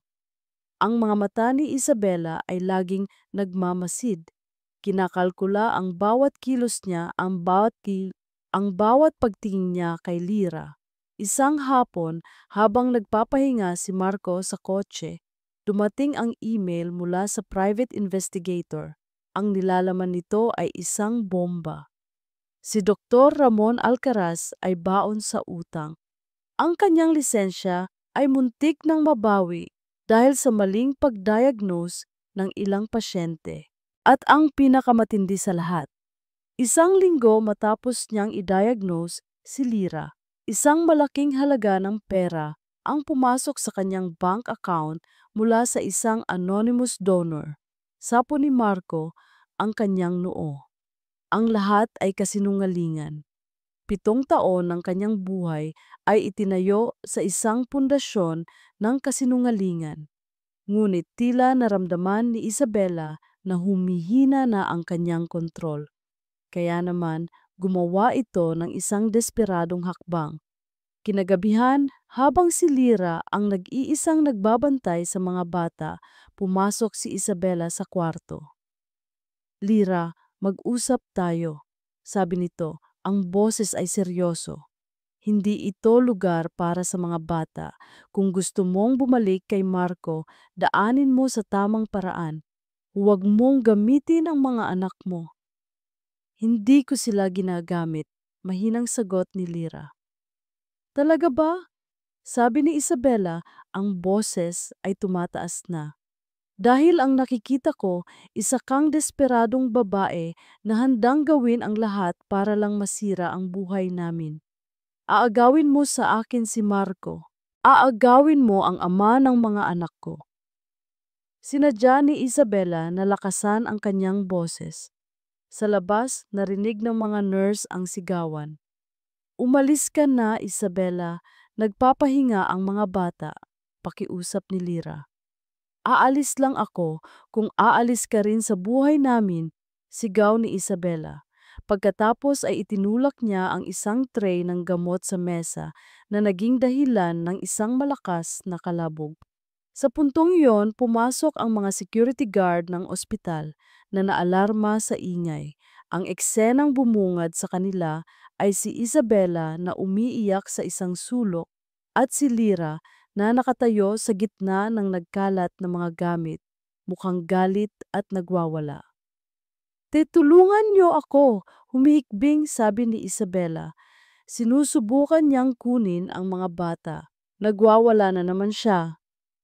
Ang mga salita ay perpektong pinili. Nagwawala na naman siya. Sakto namang dumating si Marco mula sa parking. Ang nakita niya ay isang eksenang tila kinuha mula sa kanyang pinakamasamang bangungot 7 taon na ang nakalipas. Si Lira, napapaligiran ng mga security guard, mukhang galit at nalilito. Ang kanyang mga anak, si Mateo at Lucas, ay umiiyak sa takot sa kama. At si Isabela, ang biktima, ay inaalo ng isang nurse. Ang lahat ay isang perpektong bitag. Tumingin si Lira kay Marco, ang kanyang mga mata ay puno ng pagsusumamo. Marco, hindi totoo yan, hindi ko ginawa. Pero ang ebidensya sa harap niya, ang sigawan, ang kalat, ang mga umiiyak na bata, ay sumisigaw ng ibang kwento. Isang kwentong matagal nang ikinwento sa kanya ni Isabela. Isang kwentong sinimulan na niyang pagdudahan, pero sa sandaling iyon, sa gitna ng kaguluhan, ang lumang takot at pagdududa ay muling bumalik. Ang mundo ni Lira ay gumuho sa isang iglap. Ang mga mata ni Marco. Iyon ang pinakamasakit. Hindi galit ang nakita niya roon, kundi isang bagay na mas malala pa, pagod at pagkadismaya. Isang pamilyar na tingin. Iyon ang parehong tingin na ibinigay nito sa kanya 7 taon na ang nakalipas, sa araw na tuluyan na siyang sinukuan nito. Marco, pakiusap, maniwala ka sa akin, sabi niya. Ang boses niya'y basag habang pilit siyang pinapakalma ng isang nurse. Hindi ko sinimulan to. Siya, shh, tama na Lira. Sabi ni Marco, ang boses ay walang emosyon. Hindi siya nito tinitignan. Ang atensyon nito ay na kay Mateo at Lucas na umiiyak pa rin sa takot. Nilapitan ni Marco ang mga bata at niyakap. Okay lang, nandito na si Papa, ligtas na kayo. Papa. Sa unang pagkakataon, narinig ni Lira na tinawag ni Marco ang sarili niyon sa harap ng mga bata. Dapat sana'y maging masaya siya, ngunit ang salitang iyon ay parang isang punyal na itinarak sa kanyang dibdib dahil sa konteksto ng sandaling iyon, ang ibig sabihin niyon ay proteksyon. Proteksyon mula sa kanya. Lumapit si Isabela kay Marco, ang mga hikbi nito ay nagpatuloy. Marco, natakot ako. Bigla na lang siyang nagalit. Isabela, uwi mo na ang mga bata sa bahay ko. Utos ni Marco. Hindi pa rin tumitingin kay Lira. Kumuha ka ng private nurse para kay Lucas. Siguraduhin mong ligtas sila. Susunod ako. Paano ka? Tanong ni Isabela. Kakausapin ko lang siya. Sagot ni Marco. Ang boses ay malamig na parang yelo. Bago pa man makaprotesta si Lira, inasikaso na ng mga tauhan ng ospital ang pag-transfer kay Lucas. Si Mateo, na ayaw bumitaw sa kapatid, ay sumunod, ang mga matay puno ng takot at pagkalito habang nakatingin sa kanyang ina na tila isang kriminal. At pagkatapos, naiwan silang dalawa ni Marco sa nag-ulong kwarto. Ang katahimikan ay masakit, mas masakit pa kaysa sa mga sigaw kanina. Bakit Lira? Sa wakas ay sabi ni Marco, ang likod ay nakaharap pa rin sa kanya. Bakit kailangang humantong sa ganito? Akala ko ba para to sa mga bata, pero ginagawa mo lang silang dahilan para guluhin ang lahat. Hindi totoo yan. Sigaw ni Lira, ang mga luha ay malaya ng dumadaloy sa kanyang mga pisngi. Bitag yon, Marco. Bitag ni Isabela. Hindi mo ba nakikita? Humarap sa kanya si Marco. Ang nakita ni Lira sa mga mata nito ay hindi na pagkadismaya, kundi isang malalim na kirot. Ang nakikita ko, Lira, ay isang eksenang paulit-ulit na lang. Ang, ang nakikita ko ay ang mga anak kong umiiyak sa takot dahil sa inyo. Hindi ko na alam kung sino ang paniniwalaan ko, ang investigador na kinausap ko, ang bote ng gamot, o ang mga mata ko mismo. Para siyang sinaksak. Alam na niya. Alam na niya ang tungkol sa gamot at sa doktor, pero mas pinili pa rin niyang pagdudahan ako. Sa ngayon, pagpapatuloy ni Marco, ang boses ay tila isang hatol. Ang pinakamahalaga sa akin ay ang kapakanan ng mga anak ko. At sa tingin ko, hindi makakatulong sa kanila ang ganitong kaguluhan. Anong ibig mong sabihin? Nanginginig niyang tanong. Habang hindi pa tayo nagkakaayos, sabi ni Marco, mas mabuting ako muna ang mag-alaga sa kanila. Kailangan nila ng katahimikan, Lira. Kailangan nila ng isang stable na environment. Ang bawat salita ay isang pako na ibinabaon sa kanyang kabaong. Kukunin nito ang mga anak niya, ang kaisa-isang bagay na nagbibigay sa kanya ng lakas para mabuhay. Hindi! Hindi mo pwedeng gawin yan. Halos pabulong niyang sabi, mga anak ko sila. Mga anak natin sila, pagtatama ni Marco. At bilang ama nila, karapatan kong siguraduhin na ligtas sila. Huwag kang mag-alala, hindi ko sila ilalayo sa'yo. Pwede mo silang dalawin. Pero sa ngayon, kailangan mong lumayo muna. Pagkatapos ng mga salitang iyon, tumalikod na si Marco at naglakad palabas. Iniwan si Lyra na nakatayo, mag-isa, sa gitna ng katahimikan at ng mga basag na piraso ng kanyang buhay. Hindi niya alam kung gaano siya katagal na nakatayo roon. Nang sa wakas ay gumalaw ang kanyang mga paa, naglakad siya palabas ng ospital na parang isang zombie. Walang direksyon, walang buhay. Sumakay siya ng bus pabalik ng Laguna. Pagdating niya sa kanyang maliit na apartment, ang katahimikan ay sumalubong sa kanya. Ang mga laruan ni Mateo at Lucas ay nakakalat pa rin sa sahig. Ang mga damit nila ay nasa sampayan pa, pero ang tawa at ingay nila ay wala na. Napasalampak siya sa sahig. Niyakap niya ang isang maliit na bola na naiwan ni Mateo at doon, sa gitna ng kahungkagan ng kanyang tahanan, humagulgol siya. Isang hagulgol na walang tunog, isang pag-iyak na galing sa kaluluwa, na wala na ang lahat. Ang tiwala ni Marco, ang kanyang mga anak, ang kanyang laban. Si Isabela na ang nanalo. Habang nakaupo siya sa dilim na puno ng kawalan ng pag-asa, tumunog ang kanyang cellphone. Isang unknown number. Sa una, hindi niya ito pinansin. Pero nagring ito nang nagring. Sa huli, sinagot niya ito. Ang boses niya ay paos sa kaiiyak. Hello? Isang nanginginig na boses ng babae ang sumagot mula sa kabilang linya. Si Lyra Reyes po ba ito? Sino to? Ako po. Ako po ang dating assistant ni Isabela. May kailangan kang malaman. Ang gabi ay tila walang katapusan. Pagkatapos ng tawag, hindi na nakatulog si Lyra. Ang mga salita ng babae sa kabilang linya ay umalingaw-ngaw sa kanyang isipan.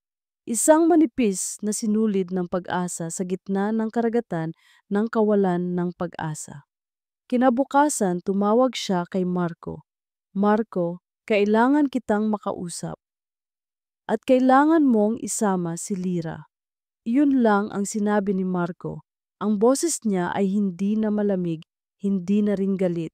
Ito ay seryoso at puno ng bigat. Nagkita sila sa isang maliit at halos walang taong coffee shop sa kalagitnaan ng Maynila at Laguna, isang lugar na neutral. Pagdating ni Marco, kasama niya si Lyra. Ang mga mata ni Lyra ay namumugto pa rin, ngunit mayroon ng bahagyang kislap, isang determinasyon na hindi nakita ni Marco noon. Ano to, Marco? Tanong ni Lyra, ang boses ay mahina. Hindi ko rin alam, sagot ni Marco, pero sinabi niyang importante. Ilang sandali pa, isang babaeng mukhang kinakabahan ang pumasok sa coffee shop. Mga nasa mid-20s, simple ang pananamit at palingalinga na parang may hinahanap. Nang makita sila, dahan-dahan itong lumapit. Ito ang babae sa telepono. Ang pangalan niya ay Ana. Sir Marco, Ma'am Lyra, bati nito.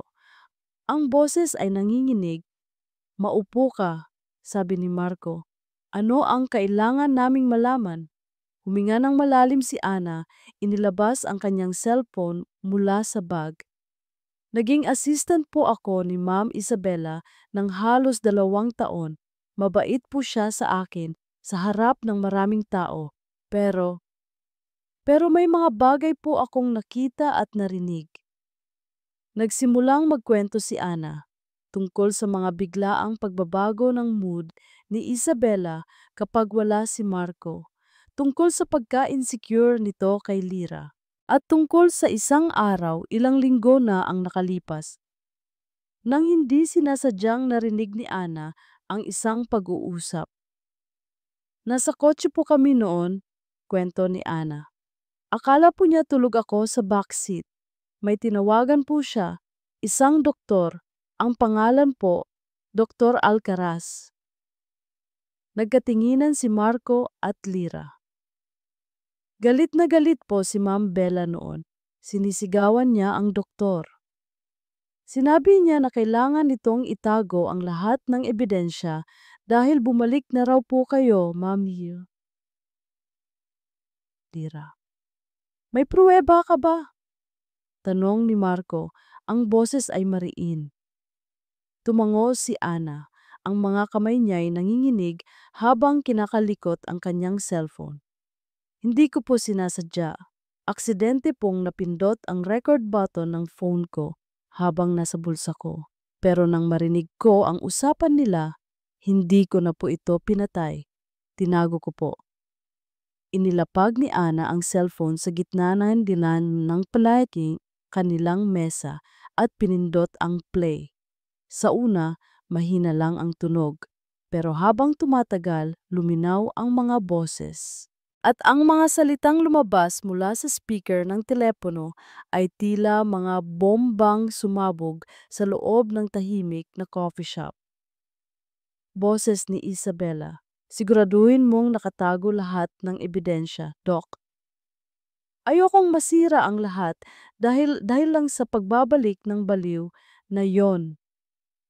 Boses ni Dr. Alcaraz. Ha, hindi mangyayari yon. Ang mga medical records. Boses ni Isabela. Dapat lang. Dahil kung hindi, malalaman ng lahat ang tungkol sa mga utang mo. Tandaan mo, malaki ang ibinayad ko sa iyo para gawin ang trabahong yan, para painumin siya ng gamot na yon, at para kumbinsihin si Marco na wala na siyang pag-asang gumaling. Napatigil ang recording. Ang katahimikan na sumunod ay nakakabingi. Si Lira ay napahawak sa kanyang bibig, ang kanyang katawan ay nanginginig. Ang lahat ng kanyang pagdududa, ang lahat ng kanyang sirang alaala ay nabuo na. Hindi siya baliw, nilason siya, ine-set up. Si Marco naman ay nakatitig lang sa cellphone, ang muka ay hindi maipinta. Ang bawat salita ni Isabela sa recording ay isang patalim na paulit-ulit na itinarak sa kanyang likod. Ang lawak ng panloloko, ang lalim ng kasamaan ay higit pa sa kaya niyang isipin. Ang babaeng minahal niya, ang babaeng pinagkatiwalaan niya, ang babaeng halos pakasalan na niya ay isang halimaw. Ang pagkakasala na naramdaman niya noon ay walang-wala kumpara sa nararamdaman niya ngayon. Hindi niya lang pinabayaan si Lira. Siya mismo ang nagtulak dito sa impyerno. Bakit mo to ginagawa? Tanong ni Lira kay Ana. Ang boses niya ay basag dahil sa mga luhang pinipigilan. Tinanggal niya po ako sa trabaho noong 1 linggo, sagot ni Ana. Wala po sa lugar, dahil lang po sa isang maliit na pagkakamali. Doon ko po na-realize na wala siyang puso at naawa po ako sa inyo, ma'am, at sa mga bata. Tumayo si Marco. Ang kanyang mga kamao ay nakakuyom. Ang kalmadong CEO ay nawala. Ang natira ay isang lalaking nasaktan, niloko at handa ng maningil. Tumingin siya kay Lira at sa unang pagkakataon, ang nakita niya sa mga mata nito ay giwa, hindi awa o pagkadismaya, kundi isang malalim at taos-pusong pagsisisi. Lira, patawarin mo ako. Umiling si Lira. Mamaya na yan, Marco. Ang tanong ngayon, anong gagawin natin? Kinuha ni Marco ang kanyang cellphone at tumawag sa kanyang abogado. Henry, I need you. And I need your best team. Mag-set ka ng meeting kasama ang mga pulis. May ibibigay ako sa inyong ebidensya. Pagkatapos, tumingin siya kay Lira. Ang mga mata niya ay puno ng isang malamig at nag-aapoy na determinasyon. Ang engagement party namin ay sa Makalawa, sabi niya. Doon natin lahat tatapusin to, sa harap ng lahat ng taong niloko niya, sa harap ng lahat ng taong humusga sa'yo. Hinawakan niya ang kamay ni Lyra. Tapusin na natin to, para sa'yo at para sa mga anak natin. Ang ballroom ng isang five-star hotel ay kumikinang. Ang mga chandelier ay naglalabas ng liwanag na parang mga diamante. Ang tunog ng isang string quartet ay pumupuno sa hangin. Ang mga pinakamayaman at pinakamaimpluwensyang tao sa Maynila ay naroon, lahat ay nakabihis ng elegante, umiinom ng champagne at nagtatawanan. Ito ay isang perpektong gabi, isang perpektong selebrasyon para sa perpektong magkasintahan. Sa gitna ng lahat, si Isabela Gonzales ay parang isang reyna. Ang kanyang gown ay kumikinang sa bawat galaw niya. Ang kanyang ngiti ay hindi nawawala sa kanyang mga labi. Bawat kilos niya ay kalkulado, bawat pagbati ay puno ng tamis. Ito ang gabi ng kanyang tagumpay. Si Lyra ay wala na sa eksena. Ang mga bata ay nasa poder na ni Marco. At sa ilang buwan, siya na ang magiging Mrs. De Luca. Hawak na niya ang lahat sa kanyang mga kamay. Nakatayo si Marco sa tabi niya. Ang braso nito ay nakaakbay sa kanyang baywang. Gwapo, makapangyarihan. At sa wakas, sa kanya na. Napansin niyang medyo tahimik ito ngayong gabi, pero ipinagsawalang bahala niya ito. Marahil ay pagod lang sa lahat ng nangyari. Mahal, ayos ka lang? Bulong niya. Tumingin sa kanya si Marco, ngumiti ito. Isang ngiting hindi umabot sa mga mata. Ayos lang ako. In fact, I've never been better. Maya-maya, umakyat si Marco sa entablado. Kinuha niya ang mikropono. Tumahimik ang lahat, inaabangan ang kanyang talumpati para sa kanyang mapapangasawa. Good evening, everyone! Simula ni Marco. Ang boses niya'y malinaw at malakas, umaalingaw-ngaw sa buong ballroom. Thank you for coming to celebrate with us tonight. This is a very important night, a night of truth. Kumunot ang noo ni Isabela. A night of truth, kakaibang salita para sa isang engagement party. Tonight, pagpapatuloy ni Marco, I want to honor a woman of incredible strength, a woman who endured so much pain, so much suffering, all because of lies and deceit. Napangiti si Isabela. Para sa kanya ang mga salitang ito. Tumingin siya sa paligid, tinatanggap ang mga mapanuring tingin ng mga bisita. But, sabi ni Marco, at dito nagbago ang tono ng kanyang boses, naging malamig, matigas. I am not talking about my fiancé, Isabela. Ang ngiti ni Isabela ay nanigas. Ang tawanan sa ballroom ay napalitan ng bulungan. I am talking about Lyra Reyes, the mother of my children. Isang malakas na gasp ang narinig mula sa mga bisita. Si Isabela ay tila napako sa kanyang kinatatayuan. Ang dugo ay tila umalis sa kanyang mukha. What are you doing, Marco? Pabulong niyang sabi, pero hindi siya pinansin nito. For 7 years, pagpapatuloy ni Marco, ang mga matay hindi inaalis kay Isabela. I was made to believe that Lyra was mentally unstable, that she was a danger to herself and to others. I was a fool, a blind fool who chose to believe the most convenient lie. Biglang umilaw ang malaking screen sa likod ng entablado at mula sa mga speaker, isang pamilyar na boses ang umaling-aungaw. Boses ni Isabela. Siguraduhin mong nakatago lahat ng ebidensya, Doc. Ayokong masira ang lahat dahil lang sa pagbabalik ng baliw na yon. Ang buong ballroom ay napuno ng nakakabinging katahimikan. Lahat ng mata ay napunta kay Isabela, na ngayon ay namumutla na parang isang multo. Boses ni Dr. Alcaraz, hindi mangyayari yon. Ang mga medical records. Boses ni Isabela, dapat lang, dahil kung hindi, Malalaman ng lahat ang tungkol sa mga utang mo. Tandaan mo, malaki ang ibinayad ko sa iyo para gawin ang trabahong yan, para painumin siya ng gamot na yon at para kumbinsihin si Marco na wala na siyang pag-asang gumaling. Nang matapos ang recording, ang katahimikan ay parang isang bombang sumabog. Hindi, hindi totoo yan, sigaw ni Isabela, ang boses niya'y basag. Tumingin siya kay Marco, ang mga matay puno ng desperasyon. Marco, mahal, huwag kang maniwala dyan. Edited yan, isang bitag.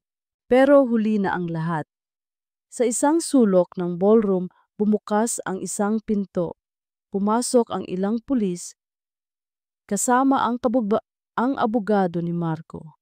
Sa isa pang sulok, nakatayo si Dr. Alcaraz, na isa rin sa mga bisita. Nang makita niya ang mga pulis, sinubukan niyang tumakbo, pero hinarang na siya ng mga security guard. Marco, please! Pagmamakaawa ni Isabela, lumuluha na. I did it all for you, for us. Mahal na mahal kita. Hindi pagmamahal yan, Isabela. Malamig na sagot ni Marco mula sa entablado. Kasinungalingan, kasakiman, ito ang kabayaran. Hinawakan ng mga pulis ang braso ni Isabela. Nagpumiglas siya, nagwala. Ang elegante at perpektong reyna ay naging isang desperadong babae na nawalan na ng lahat. Ang kanyang magandang gown, ang kanyang mamahaling alahas, lahat ay naging isang kasuotan para sa kanyang pagbagsak. Hindi pa tayo tapos, Marco. Babalikan kita. Babalikan ko kayong lahat. Sigaw niya habang kinaladkad siya palabas ng ballroom. Ang mga bisita ay naiwang tulala, hindi makapaniwala sa kanilang nasaksihan. Ang engagement party of the year ay naging crime scene of the decade. Ibaba ni Marco ang mikropono. Ang galit sa kanyang dibdib ay napalitan ng isang malaking kahungkagan. Tapos na. Pero ang pinsala ay mananatili. Sa gitna ng kaguluhan, habang abala ang lahat sa pag-uusap tungkol sa iskandalo, hinanap ng mga mata ni Marco ang isang tao. At doon, sa isang madilim na sulok malapit sa exit, nakita niya ito. Nakatayo si Lyra, tahimik na nanonood. Ang kanyang simpleng bestida ay isang malaking kaibahan sa karangyaan ng paligid. Ang mga luha ay malayang dumadaloy sa kanyang mga pisngi. Hindi luha ng kalungkutan, kundi luha ng kalayaan. Nagkatitigan sila. Sa gitna ng nasirang selebrasyon, sa gitna ng mga basag na piraso ng kanilang mga buhay, ang kanilang mga mata ang tanging nag-usap. Walang salita. Tanging isang pangunawa na sa wakas. Pagkatapos ng napakatagal na panahon, ang katotohanan ay nagwagi. Ang mga balita ay sumabog na parang isang wildfire. CEO exposes fiance's criminal plot at engagement party. Ang mga headline ay nasa lahat ng dyaryo at social media. Ang pangalan ni Isabela Gonzalez ay naging simbolo ng kasinungalingan, habang ang pangalan ni Lyra Reyes ay biglang naging sentro ng awa at simpatya. Pero para kay Lyra, ang ingay ng mundo sa labas ay walang kwenta. Ang mahalaga ay ang katahimikan. Ilang araw pagkatapos ng gabi ng pagtutuos, dinala siya ni Marco sa isang lugar na malayo sa syudad, isang rest house sa tabi ng isang lawa sa Tagaytay. Dito ang tanging maririnig ay ang huni ng mga ibon at ang banayad na hampas ng hangin sa mga puno. Dito rin dinala ni Marco sina Mateo at Lucas pagkatapos nilang kunin mula sa niyang mansyon. Sa unang pagkakataon sa loob ng maraming linggo, muli niyang nayakap ang kanyang mga anak ng walang takot, walang pag-aalinlangan. Umiyak siya habang yakap-yakap ang mga ito at sa pagkakataong ito, hindi na ito luha ng pighati, kundi luha ng purong pasasalamat. Ngunit ang paghilom ay hindi kasing simple ng pagiging magkasama muli. May mga gabing nagigising si Lyra mula sa isang masamang panaginip, mga pirapirasong alaala ng mga karayom, ng pakiramdam na wala sa sarili, ng mukha ni Isabella na nakangiti sa kanya. Ang mga lason ay wala na sa kanyang katawan, ngunit nanatili ang mga peklat sa kanyang isipan. Si Marco naman, bagamat nasa iisang bubong sila, ay tila isang anino. Inaasikaso niya ang lahat ng kanilang pangangailangan. Nagluluto siya para sa kanila. Nakikipaglaro siya sa mga bata. Ginagawa niya ang lahat ng ginagawa ng isang ama. Pero may isang malaking pader sa pagitan nila ni Lyra. Isang pader na gawa sa kahiyan at pagsisisi. Isang hapon, habang naglalaro ang mga bata sa hardin, naupo si Lyra sa may beranda. Nagkakape. Lumabas si Marco at naupo sa silyang katapat niya. Sa loob ng ilang minuto, wala ni isa sa kanila ang nagsalita. Lyra. Sa wakas ay sabi ni Marco, ang boses ay halos isang bulong. Alam kong paulit-ulit ko nang sinasabi isa sa ito, pero patawarin mo ako. Tumingin si Lyra sa kanya. Alam ko, Marco. Hindi, sabi ni Marco. Umiling ito. Hindi mo alam ang lalim nito. Hindi lang ako humihingi ng tawad dahil naniwala ako sa kanya. Humihingi ako ng tawad dahil naging duwag ako. Mas pinili kong maniwala sa kasinungalingan dahil mas madali iyon. Mas madaling isipin na ikaw ang may problema kaysa harapin ang katotohanan na baka ako ang nagkamali. Mas madaling itapon ang nakaraan kaysa ayusin ito. Ito ang unang pagkakataon na narinig ni Lyra ang ganitong pag-amin mula kay Marco. Hindi isang paghihingi ng tawad na gawa sa mga salita, kundi isang pag-amin na galing sa kaibuturan ng kanyang kaluluwa. Nasaktan mo ako, Marco, mahinang sabi ni Lyra. Ang mga luha ay nagsimula na namang mamuo sa kanyang mga mata. Sobra. Dinurog mo hindi lang ang puso ko, kundi pati ang pagkatao ko. Sa loob ng 7 taon, nabuhay ako sa paniniwalang baka nga may mali sa akin. Hindi sumagot si Marco. Tinanggap niya ang bawat salita na parang mga latigong nararapat lang sa kanya. Pero, pagpapatuloy ni Lyra, sa tuwing nakikita kitang kasama sina Mateo at Lucas, sa tuwing nakikita ko kung paano kanila tinitignan na may halong pagtataka pero may pag-asa, naiisip ko na hindi lang ito tungkol sa atin. Hindi na. Tumingin siya sa mga bata sa hardin. Si Marco ay nagtuturo kay Mateo kung paano magpatalbog ng bola. Si Lucas, na mas malakas na ngayon, ay masayang tumatakbo. Isang perpektong larawan ng isang pamilya. Isang larawang basag, pero may pag-asang mabuo muli. Patawarin mo ako, Lyra, muling sabi ni Marco. Ang boses niya'y basag na. Hindi para sa akin, kundi para sa pamilyang dapat sana'y binuo natin noon pa. Tumayo si Lyra. Lumapit siya kay Marco. At sa unang pagkakataon, siya ang gumawa ng unang hakbang.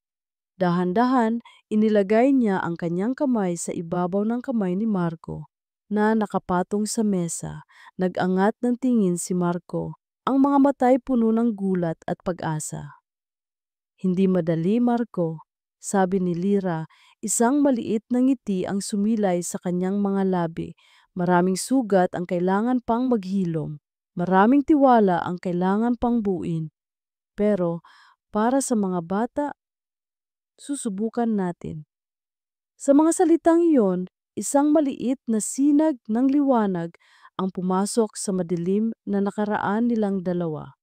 Ang pagpapatawad ay hindi isang pinto na bigla na lang bumubukas. Ito ay isang bintanang dahan-dahang binubuksan, Hinahayaan ang sariwang hangin at liwanag na pumasok, unti-unti hanggang sa ang buong silid ay mapuno ng pag-asa para sa isang bagong umaga. Lumipas ang 6 na buwan. Ang panahon ay nagpatuloy sa paglipas, na parang isang ilog na dahan-dahang hinuhugasan ang mga matutulis na bato hanggang sa ang mga ito ay maging makinis. Ang mga sugat ay hindi ganap na nawala. Mananatili ang mga peklat bilang paalala ng mga laban na kanilang pinagdaanan, ngunit hindi na ito sariwa at masakit. Hindi sila bumalik sa mansyon ni Marco sa Alabang. Ang lugar na iyon ay masyadong puno ng mga alaala ng kasinungalingan. Sa halip, bumili si Marco ng isang bahay sa isang tahimik na subdivision sa Laguna, malapit sa dati nilang lugar. Hindi ito kasing laki ng mansyon, pero ito ay masisilayan ng sikat ng araw at napapalibutan ng isang malawak na hardin. Hindi ito isang palasyo, ito ay isang tahanan. Si Marco De Luca, ang kinatatakutang CEO, ay nagbago. Oo, siya pa rin ang pinuno ng De Luca Corporation, pero natutunan na niyang iwan ang kanyang korona sa opisina. Pagdating ng 5:00 ng hapon, siya ay si Marco na lang o mas madalas si Papa. Ang kanyang mga meeting ay napalitan ng paghahatid at pagsundo sa eskwela. Ang kanyang mga business trip ay napalitan ng mga picnic sa parke tuwing Sabado. Isang hapon habang papalubog ang araw, ang buong pamilya ay nasa kanilang hardin. Ang hangin ay amoy ng bagong dilig na damo at ng nilulutong sinangag mula sa kusina. "Mas mataas, Papa! Mas mataas pa!" Sigaw ni Lucas. Ang boses niya'y puno ng tawa habang tinutulak siya ni Marco sa duyan na isinabit nila sa isang puno ng mangga. Si Lucas ay malusog na ngayon. Ang maputlang kulay ng kanyang balat ay napalitan ng isang malusog na kutis at ang kanyang mga mata ay kumikinang sa sigla. Sa di kalayuan, sa ilalim ng isa pang puno, nakaupo si Mateo sa isang kumot, seryosong nagdodrawing. Sa tabi niya ay si Lira na may hawak ding sariling sketchpad. Pagkatapos ng maraming taon, muli niyang natagpuan ang kanyang pagmamahal sa sining. Ang kanyang mga guhit ay hindi na puno ng anino at kalungkutan. Ngayon, ang mga ito ay puno ng mga ngiti ng mga bata at ng sikat ng araw. "Ano yan, nak?" tanong ni Lira, sumisilip sa ginuguhit ni Mateo. "Tayo po to, Mama," sagot ni Mateo, hindi inaalis ang tingin sa kanyang papel. "Ikaw, ako, si Lucas at si Papa. Sa bahay natin." Ngumiti si Lira, hinaplos niya ang buhok ng kanyang panganay. Ang dating seryoso at laging nagbabantay na si Mateo ay natututo ng maging bata muli. Iniwan ni Marco si Lucas sa duyan at lumapit kay Lira. Naupo siya sa tabi nito. "Patingin nga ng obra maestra niyo." Ipinakita ni Lira ang kanyang sketch. Isang simple lang na guhit ni Marco na nagtutulak sa duyan. Ang mukha nito ay nakangiti. "Magaling," sabi ni Marco, ngumiti rin. "Pero parang mas gwapo ako dyan." Hinampas siya ni Lira ng mahina sa braso. "Ang hangin mo talaga." Nagtawanan sila, isang tawang magaan, isang tawang komportable. Isang bagay na akala nila ay hindi na nila maririnig muli mula sa isa't isa. Habang nagdidilim na, pumasok na sila sa loob para maghapunan. Ang mesa ay simple lang. Sinangag, pritong isda at itlog. Walang mga chef, walang mga katulong. Sila-sila lang. "Ako na ang maghuhugas," presinta ni Marco pagkatapos kumain. Habang naghuhugas siya ng mga plato, lumapit si Lira at tumayo sa tabi niya, nagpupunas ng mga ito. Isang simpleng gawaing bahay, pero para sa kanila, ito ay isang sayaw. Isang sayaw ng pagkakaisa at pagtutulungan. Mamaya, Nang ang mga bata ay mahimbing nang natutulog sa kanilang kwarto, tumayo sina Marco at Lira sa may bintana ng sala, magkatabi pinapanood ang mga bituin. Inakbayan ni Marco si Lira. Naaalala mo ba, bulong niya, noong nangako ako sa iyo na ibibigay ko sa iyo ang lahat ng bituin sa langit? Ngumiti si Lira.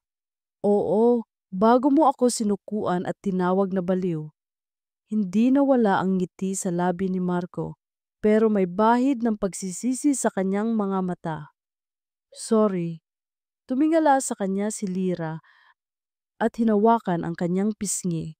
Shh! Tapos na yon. Alam ko, sabi ni Marco. Pero gusto ko lang malaman mo, sa patong na hindi ko man maibigay sa iyo ang mga bituin, susubukan kong ibigay sa iyo ang bawat umaga na puno ng kapayapaan. Okay na sa akin yon, sagot ni Lira. Mas gusto ko ang araw kaysa sa mga bituin. Isinandal ni Lira ang kanyang ulo sa balikat ni Marco. Ang katahimikan ay bumalot muli sa kanila, pero hindi na ito ang katahimikang puno ng awkwardness o sakit. Ito ay isang katahimikang puno ng pag-unawa, kapayapaan at pagmamahal na muling nabuo, mas matatag, mas totoo, at mas pinagyaman ng mga luhang tiniis at mga pagsubok na nalampasan. Sa labas, ang bahay nila ay isang munting tuldok ng liwanag sa gitna ng kadiliman ng gabi. Isang simbolo na kahit gaano pa kadilim ang nakaraan, palaging may pag-asang magkaroon ng isang bago at mas maliwanag na simula.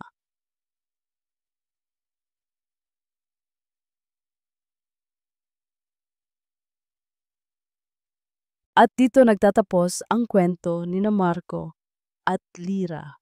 Maraming, maraming salamat, mahal naming tagapakinig, sa pagsama ninyo sa amin sa isang mahaba at madamdaming paglalakbay. Bawat kabanata ay isang piraso ng aming puso at isang karangalan na ibahagi ito sa inyo. Habang isinusulat namin ang bawat salita, naramdaman namin ang sakit ni Lira, ang pagsisisi ni Marco, at ang pag-asang dala ng pag-ibig na tunay at totoo. Ang kwentong ito ay isang paalala na ang buhay ay hindi perpekto. Minsan, tayo ay nadadapa, nalilinlang, at nasasaktan. Ngunit ipinapakita rin nito na gaano man kadilim ang nakaraan, gaano man kabigat ang mga pagkakamali, palaging may puwang para sa pagpapatawad, palaging may pagkakataon para magsimulang muli. Sana ang kwento ni na Marco, Lira, Mateo at Lucas ay nag-iwan sa inyo ng isang aral na ang pinakamatibay na pundasyon ng isang pamilya ay hindi pera o kapangyarihan, kundi ang katotohanan, pag-unawa at ang pag-ibig na handang maghilom at magpatawad. Muli, mula sa kaibuturan ng aming puso, kami ay nagpapasalamat. Hanggang sa susunod nating pagkikita sa panibagong kwento. Ano ang masasabi ninyo sa paglalakbay na ito? Huwag kayong mag-atubiling iwan ang inyong mga komento. Nais naming marinig ang inyong saloobin. Nagmamahal, hindi binasa ang sulat ko